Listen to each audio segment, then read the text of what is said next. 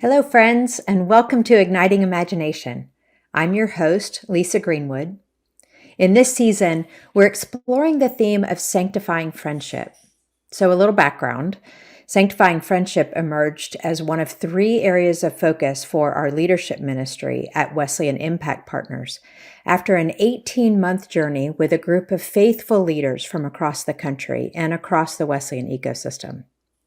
Together, through a lot of conversation and reading and listening, we discerned the spiritual needs of people today and the gifts of the Wesleyan tradition. And then we looked at the intersection of the gifts of Wesleyanism and the spiritual needs of people today. 3 key areas of focus emerged for the Wesleyan movement today. And one of those key areas is sanctifying friendship.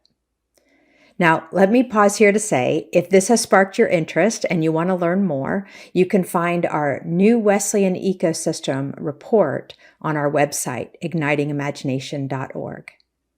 In short, what we observed is that friendship kept surfacing as both a desperate, pressing need today and a holy calling for the church. That when we experience true friendship, we experience the divine at work in us, that God forms us through friendships. We heard things like, people are more connected than ever, but don't feel seen. They may have 2,000 online friends, but no one to talk to.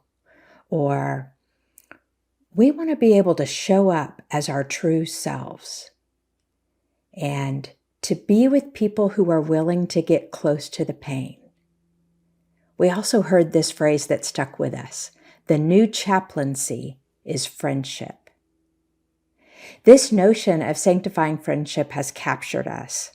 To see friendship not just as a means to an end, which is often how we treat it in the church, but as an end unto itself. To see and treat friendship as holy, as a means of grace, and a place where the Holy Spirit is at work. So in this season of Igniting Imagination, we hope to develop and deepen what we mean by sanctifying friendship through the conversations that we have. We'll explore questions like, what does it mean to understand friendship as sanctified or holy? What are the characteristics of a holy friendship? How do you develop these friendships? Why do leaders need holy friendships? What's the role of the church in creating space that uplifts, inspires, teaches social connection for its own sake? And how can the Wesleyan movement recognize friendship as foundational to our mission? I hope you'll join us for this journey into sanctifying friendship this season. We begin today with our guest who literally wrote the book on our topic. Victoria White's book is called Holy Friendships. Victoria White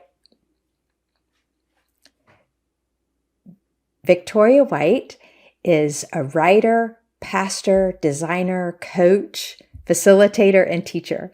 She combines her gifts most effectively through her work at Leadership Education at Duke Divinity, where she cultivates and supports innovative Christian institutions and their leaders. Victoria believes in the power of networks as a way for leaders to identify often overlooked hubs of creativity, affinity, and shared passions, which, when strategically cross-pollinated, can provide deep wells of resources to help communities thrive and bear witness to God's reign. This conversation with Victoria is rich with insight and inspiration, and I am so excited for you to hear it. One more word before we go into the conversation with Victoria. Each episode this season, I'll share a poem related to friendship and the themes that emerge in the forthcoming conversation. So here is one by Morgan Harper Nichols in her book, You Are Only Just Beginning. It's called Notes on Being a Good Friend. Listen well. Give time. Involve the heart when you are asked for advice. Laugh with those who laugh. Weep with those who weep. Show gratitude for every little moment you have to make someone else feel seen. Thanks for joining us today. Here's my conversation with Victoria White. Hi, Victoria. Thank you for being with us today. Thank you so much for inviting me. I'm glad to be here.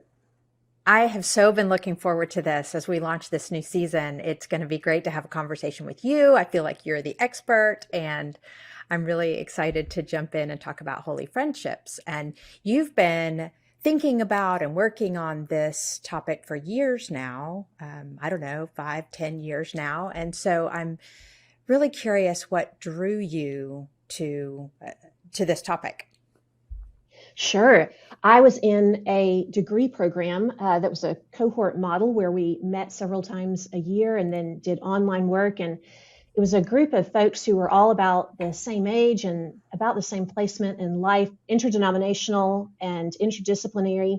And one of our professors, Greg Jones, who's a mentor and friend of mine, mentioned this idea of holy friendship. And it was as if a light bulb went off in the room, and everyone looked around and recognized immediately, oh, that's what we are. It was something more than a casual friendship. There was something deeper to it. There was a sense of accountability to it. There was a way that we encourage each other. There was a telos to it. There was something that we knew that was important that was happening within our friendships. And so once we grasped onto that idea, we continued to talk about it.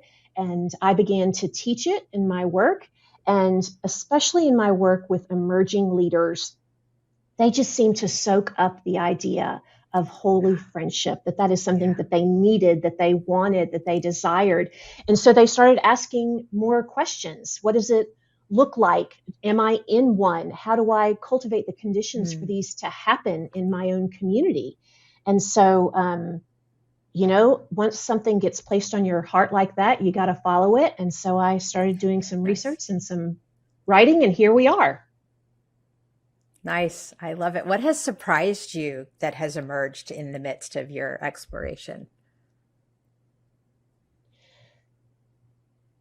The diversity of holy friendships that are out there. Every single one takes on a different form. And every time I think that I'm going in to talk to a pair of friends, because that's really one of the great privileges of my work, is that people will say, hey, let me tell you about this friendship that I have.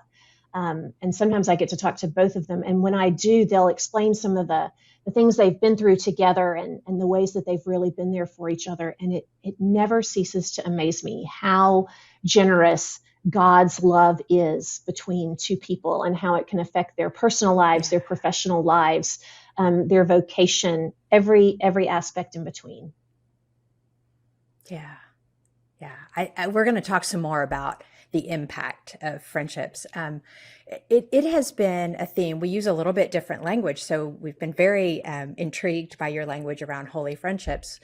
We've shared with you that in the work that we've been doing with Wesley and Impact Partners, that we've identified this theme of sanctifying friendship as a key area of focus for the church. And what we observed is that friendship has largely been treated in the church as either a kind of happy byproduct of being involved in church. In other words, you come for the serious stuff and you make friends along the way, or as kind of a means to an end, like an entry point. In other words, you come with your friends to church and then you get to the real formation process. And what we found in the midst of our research and conversations is the power that friendship has to form us as disciples, that friendship is actually an end in itself, not just a means, that these friendships form us. And so I'm super curious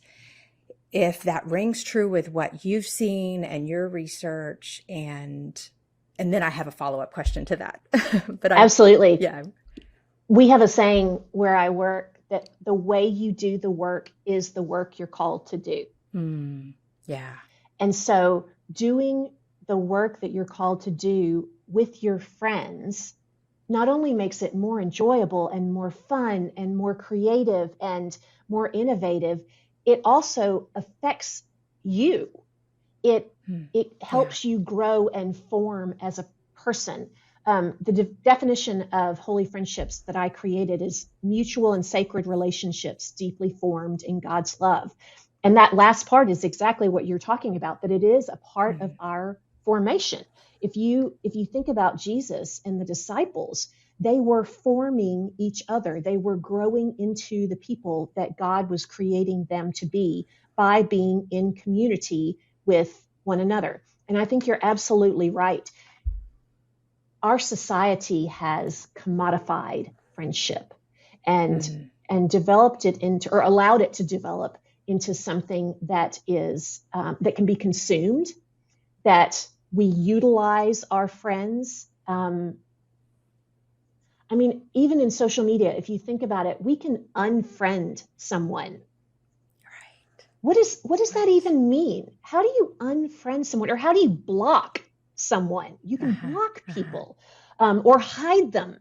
That's not the way that I believe we were designed to Mm. be in community with one another. And so I think that the church offers a real opportunity for us to cultivate the conditions for more authentic, more mutual, more holy relationships that help form us into the people God is creating us to be. Yeah. Yeah. May it be so. May it be so. I would love to go back to your definition a little bit and have you, I know all those words are intentional for you. Will you kind of unpack those a little bit for us? Sure. Holy friendships are mutual and sacred relationships deeply formed in God's love. So, first of all, holy friendships are mutual. That means the two people that are in it know that they are in a relationship that is something special and something unique. They talk about it. Mm. I have a friend who we FaceTime several times a week, and we don't get off of FaceTime without saying, I love you, and I couldn't do this without you. It actually Mm. makes my kids crazy, because why do you always have to say that? Why do you say that every single time you're getting off the phone with them? Well, number one, because it's true. And two, because we don't say that enough. We don't tell people that we Yeah. love them enough. If it's fear of rejection, or, fear of intimacy, I don't know what all of the reasons are, but we don't tell people that we love them enough. And we And need we to hear need that. them. Yes, Yeah. that we need them, And we that I need you. Yes. don't want Yeah. to do this work without you. And when I say Yeah. that, I mean, I don't want to do the work of my job. I don't want to do the work of my marriage. I don't want to do the work of being a parent or being a sister. All of the things, I need my friends to support me in that. I'm a better person because of my friends. So Mm-hmm. holy friendships are mutual. The two people in it know that they are in a relationship that is core to contributing to who they are as a beloved child of God. Mm-hmm. Sacred means set apart. It is like the holy of holies in the temple. It is something that is belonging to God. Um, so when we talk about a holy friendship being sacred, to me, that means that there is a telos to them, there is an end to them. We know that our friendship matters because the way that you are living in the world affects the way that we are bearing witness to God's reign. Yeah. So I am invested in you. I am encouraging you. I am challenging you because I know that the work that you are doing is important to the church and to beloved community in this world. So holy friendships are mutual and sacred relationships deeply formed in God's love. And we've touched on that formation part. Yeah. I believe that part of the way that God is shaping us to be the people that we are to be is through the friends that God puts around us. I know that I wouldn't be the person I am today without my friends. I also know that I am a person who really enjoys being around other people. So I also want to Mm. say that there are some people who are one people persons. They need to have one person in their life, and that's the person that is their ride or die. And they tell them everything and they do the things with them, and that meets their social and emotional needs. And that is great. When I talk about holy friendships, I don't believe that you need to have 2, 5, 10, 20. I just need you to have at least one. because I believe that we are called to do this work in community. And so, holy friendships, mutual and sacred relationships deeply formed in God's love. Basically, these are the people that God puts in our lives that we're called to walk alongside, to love, encourage, challenge, because they help us be the people that God is designing us to be, and they help us bear witness to God's reign on earth. Yeah, that's beautiful. And it feels like such a critical time to be talking about these mutual sacred friendships that are forming us and giving us strength and courage and all this. I have heard you quote, and many of us have read the Surgeon General's work around what he calls the loneliness epidemic, and Mm-hmm. and he reminds us that that loneliness is not just a bad feeling. It actually does harm. It does harm to individuals. It does harm to societal health. It It's does. been associated with, you know, cardiovascular disease and depression and anxiety, diseases of despair, as we may call them. And then I've heard you quote this, and it has stuck with me. This that the mortality impact of being socially disconnected or lonely is similar to that caused by smoking up to 15 cigarettes a day. I know It the Surgeon is. General has talked about that, and that feels like we have discounted loneliness, Mm-hmm. and yet it is critical to our health and well-being as individuals and as a society. And what more can the church do, right, than to speak into one of the greatest pain points of our society right now. And so I would love to hear you talk about how you have seen loneliness as you have worked with leaders, and specifically clergy and spiritual entrepreneurs. How has loneliness shown up? Well, we tend to call it something more positive. We call it Lone Ranger syndrome. And we tend to put these Mm, people up on a mm, pedestal and say, oh, look at what they accomplished all by themselves, as if success is sweeter when it's accomplished alone. When we know, especially in the church, no one gets anywhere by themselves. There's always a cadre of people behind them. And so we need to acknowledge that. We need to um, hold folks accountable to who it is that they're spending time with. I was working with a young leader one time, and we had talked about holy friendship, and we got to the end of the conversation, and she said, this is all really great, and it sounds important, and it's something that I want to do. I'm just really afraid that if I have something on my calendar that says, I'm having coffee with a friend, that it's going to affect my employment because the budget is tight and they may be making cutbacks soon. And if someone sees that I'm out making a social appointment during lunch, then what if they're going to think that I'm not giving my 100% to my church? And my heart just broke for that young mm. leader, because I know that if they go out and have coffee or lunch or go for a walk, whatever it is, with their friend, that they will come back 30 minutes, 45 minutes, an hour later, more energetic, more creative, more innovative, with better ideas. They'll write a better Yes. newsletter article. They'll write a better Yes. sermon. They'll make better visitation. Vacation Bible school will be more creative. Whatever it is that person needs to do the rest of the day will be better because they spent time with a friend, which to me means that whatever it is that takes us to a higher level of not just performance in our jobs, but a higher level of humanity, of being a better version of ourselves, Mm, that's the work that we're called to do. That's just as important as the research you do on your sermon. That's just as important as attending your denominational meetings. That's just as important as making those visits. Whatever it is that takes us to be the very best person that we can be in the job that God has called us to do, that is the work that we are being paid to yeah. do. I think that we have Yeah. gotten, especially post COVID, we have focused so much on production and what it is that we are producing from our hours. We don't produce in a friendship. We simply are. We are people. We are Mm, humans. We human together in a friendship. mhm. We need to get back to more of that. Yeah, yeah. Okay, this feels really important, and I'd love to spend a minute thinking aloud with you, having you think aloud with us, really, about how, in that scenario and others like it, how do we help cultivate an environment that is countercultural in this notion, right? Help create an environment at the church or the workplace that really embraces the value of friendships. I mean, have It's you a learned great some things question. along the way? Yeah. So I remember being taught in seminary, they used the example of domestic violence.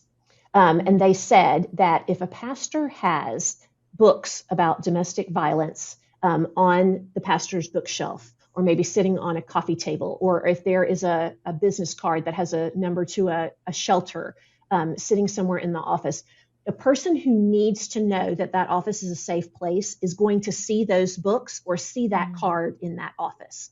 I mm, think that we underestimate the power of having a picture with our friends in our office mm, connotes. I think that we underestimate what would happen if a pastor came into staff meeting on Monday or Tuesday morning, whenever they happen, and say, you know what, on Friday and Saturday, I went hiking with a friend in the mm, mountains and we had some great conversation about X, Y, and Z. Okay, number one, that connotes to the staff that the pastor does things for fun and for nurturing that person's own ability, that they're a real human. Kind of like when you see your pastor at the grocery store for the first time, you realize that they yeah, eat real food. They have real yeah. friends too. It also connotes that that's a priority to that pastor and Mhm, encourages that activity among the staff.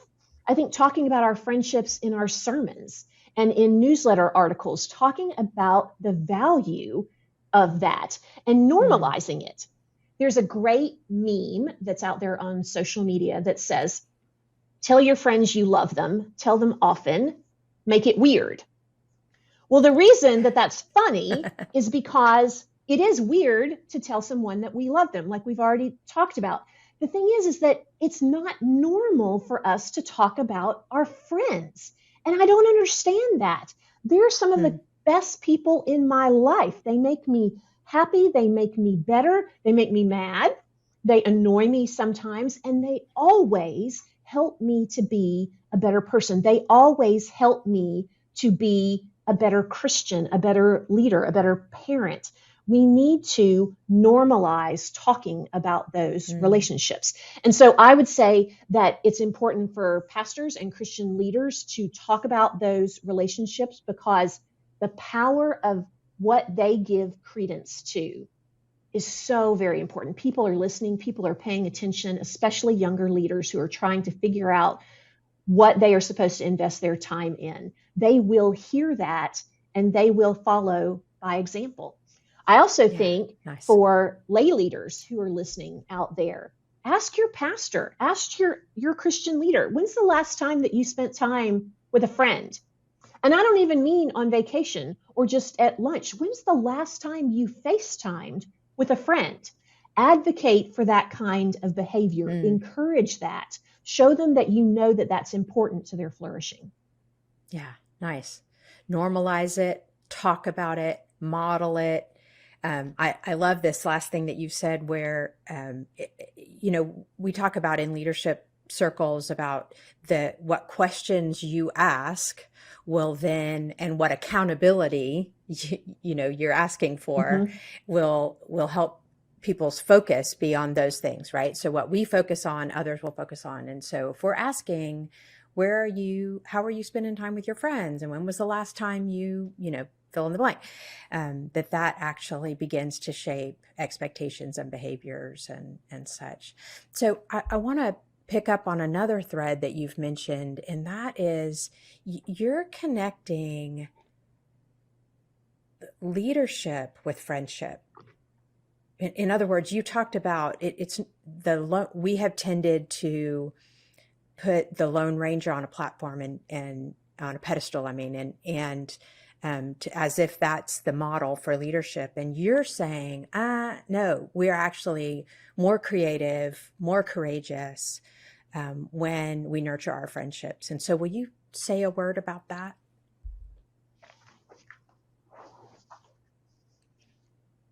Leadership is hard. Hmm. It's really hard work. We're leading these humans who are prone to sin and wander and make assumptions and mistakes and all these things that we're supposed to do as humans. And if we do that alone, the only voice we hear is our own. And so we aren't getting any new ideas.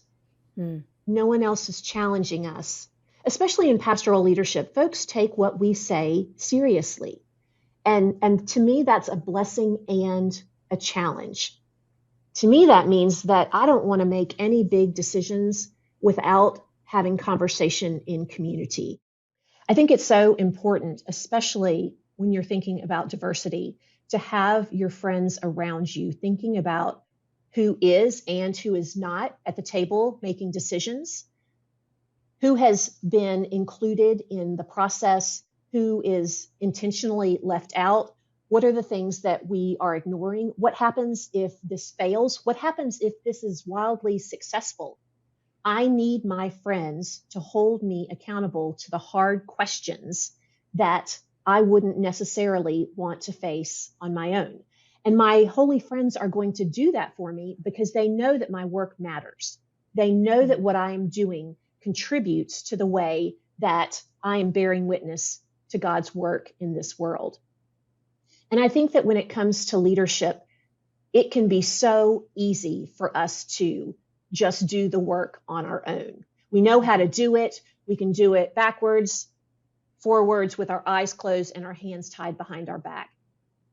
And yet that is not the way that we are called to do this work. We are called to do this work in community. And so bringing those trusted holy friends alongside us so that we are able to see things from different perspectives is so important. And it's the Christ-like way to do things. Mm-hmm. Jesus wasn't going throughout his ministry making decisions on his own. Now, did the work happen as quickly or as smoothly as it might have if Jesus was doing it on his own? Absolutely not. Was it more fun? Was it more joyful? Was it more creative? Was it more lovely? Absolutely it was. And so Yeah. it really is a matter of doing things the way that Jesus exemplified for us. Yeah. It feels like you've said a couple of things there that are really important. A number of things that are really important, but two that I'm going to pull on. One is that we are we're better, really, kind of in all ways, more creative, more emboldened, and even more thoughtful, and can have a broader perspective when we have other voices speaking into our decision making, our planning, our thinking, our loving, all those aspects of our leadership. But also, and I've heard you say this before, we need friends who are different than us.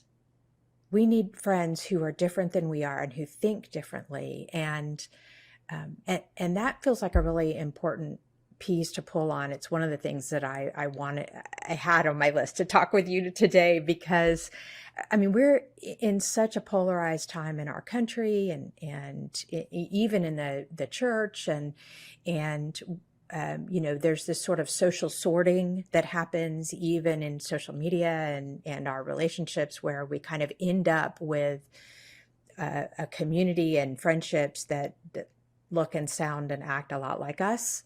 And yet the challenge is and the invitation is to have friends who are different than us, that help us to see our blind spots. And so do you have, I think many of us want that. We long for that. And we don't really have any idea how to cultivate a relationship with someone who's truly outside of our typical social group. And so have you seen things? Do you have wisdom on that front, how to do that? I know a number of folks are timid about trying to cultivate a relationship that with someone who is dramatically different from them, worried that it might feel like tokenization of, I need to have friends who don't look like me, and they're afraid of how that might be perceived. And the relationships that I have that are the most different from me have come from instances in which we have gone through something. In the book, I call them crucible moments.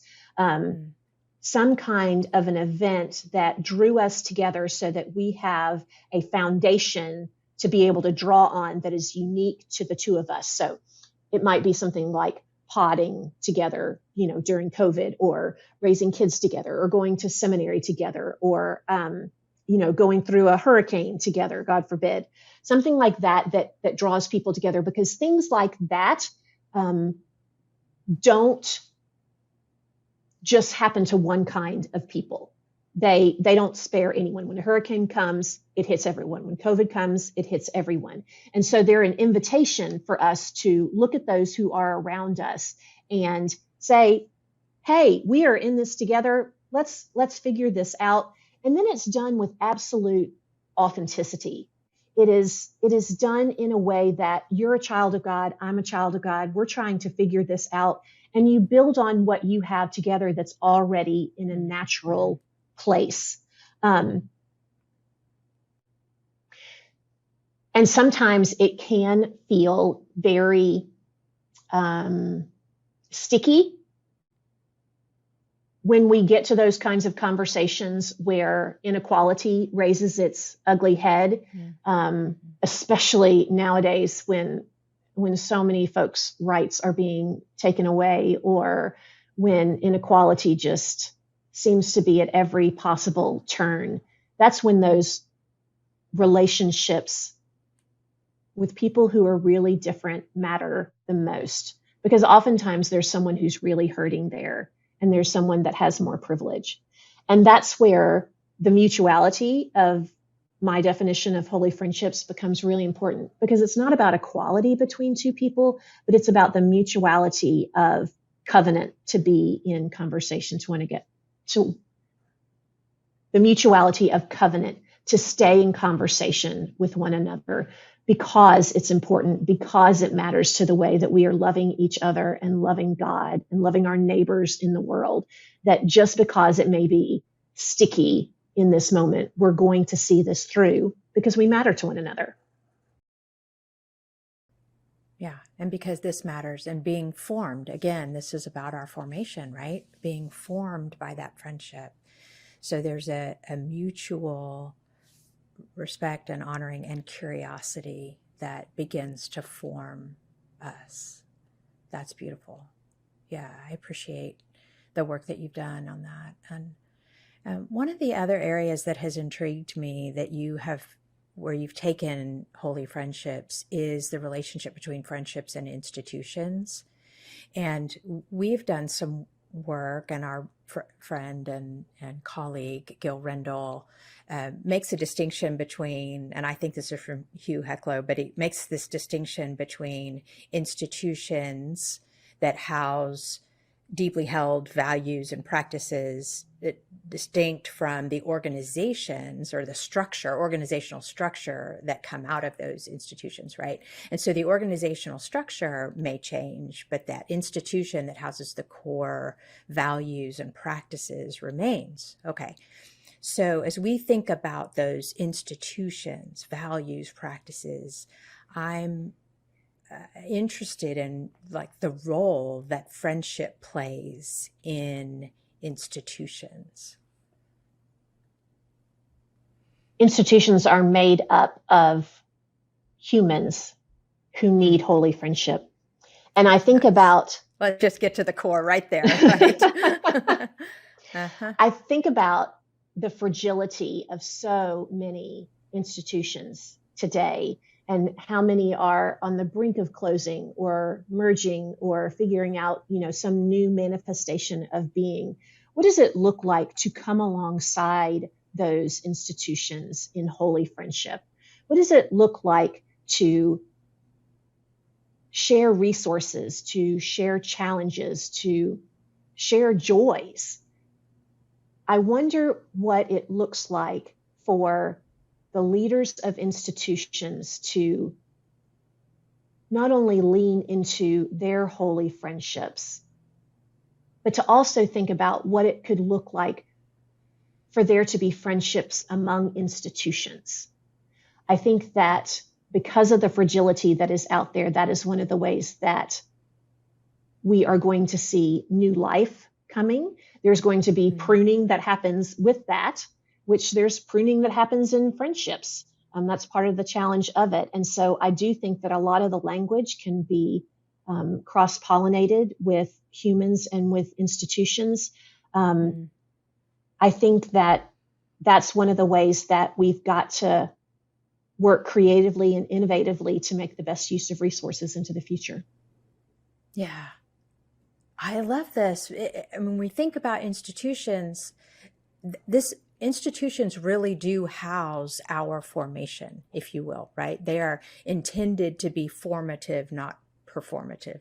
And so if friendship is a central way that we are formed, our relationship with each other, then it makes sense that friendship is an integral part of the strength of institutions that are forming us, right? Okay, I love this. I love these connections that you're making.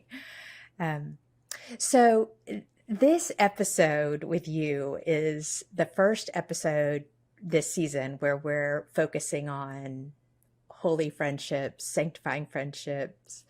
And so your work is actually laying the groundwork for all our conversations this season. So thank you.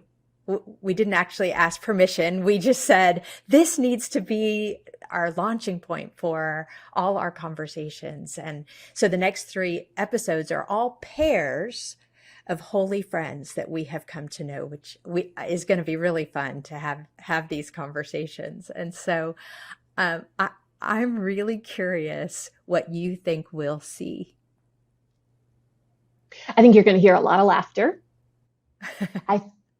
I think that you're going to hear some amazing, beautiful stories of the way that God has been at work in their personal lives, their professional lives, their families.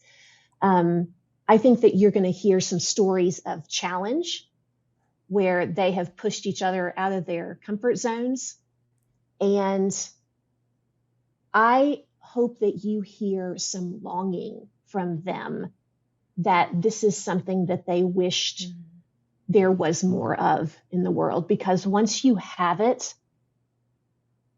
you wish it for everyone. I mean, imagine a congregation full of holy friendships, or imagine a nonprofit full of holy friends that were united in doing God's work in the world together. It would be unstoppable. So it's literally giving me chills, right? Just as you paint this picture, right? Yeah. It's an incredible thought. I mean, I truly believe that that's what gospel work is. And so I hope that's what you get to hear. I'm excited for you. Me too. Me too. Okay, we're asking all our guests this final question. So complete the sentence. You know you're in a holy friendship when? You can be uber confident and unashamedly yourself. And both of those are important to me, because you need to be able to say, you know what, I had a rock star day and I totally slayed and I am freaking amazing. And the person says, you're dadgum right, you are. Now tell me the details. Nice. Yeah. And nice. You need to be able to come and just say, oh, today was one of those days where it just did not work. And they'll say, ooh, that sounds rough. Why don't we talk about that? You need to be able to do both of those and all of it in between. Yeah. Nice. May it be so. Victoria White, thank you.